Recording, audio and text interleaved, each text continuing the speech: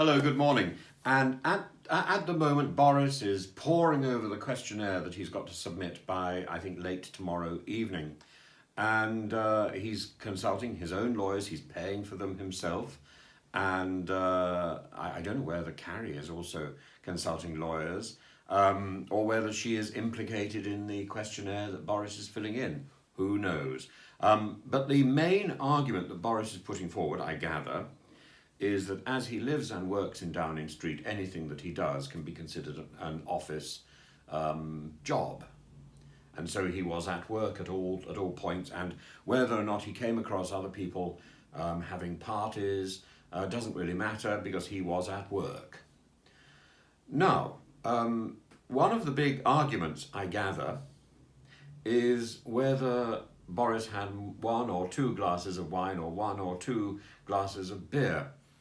What constitutes work and what constitutes recreation?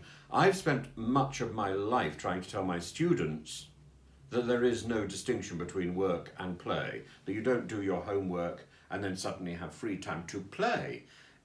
If it's working properly, your homework, your study, your work is so enjoyable that itself is play. But we live in a very strange world. Now, on the one hand, we've got to think of history, because history actually is Boris's friend in this case. And on the other hand, we have to think of the motor car. Now, we live in an age where if you drink and then drive, you are a danger to the public.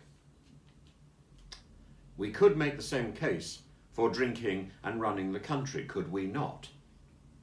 On the other hand, as I say, history is Boris's friend here, because if you go back not so many years to Churchill's premiership, Churchill was knocking back not 1 or 2 bottles, not 1 or 2 glasses of wine, but entire bottles of champagne, day in, day out, during his time in office, both while he was a peacetime Prime Minister and when he was running the country during the war. So at a moment of great crisis, Churchill was hopping in the bath and drinking a pint and drinking a bottle of champagne and smoking cigars.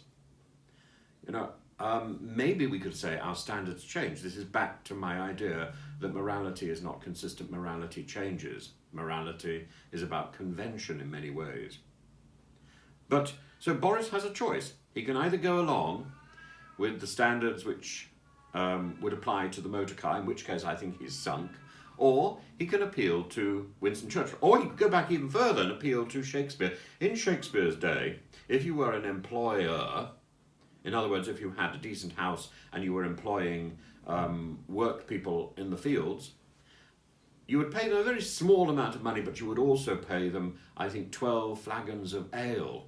Water, of course, was very dangerous to drink. So your entire workforce, including the baby, by the way, that also got its ale, your entire workforce was permanently sozzled. Boris should consider that.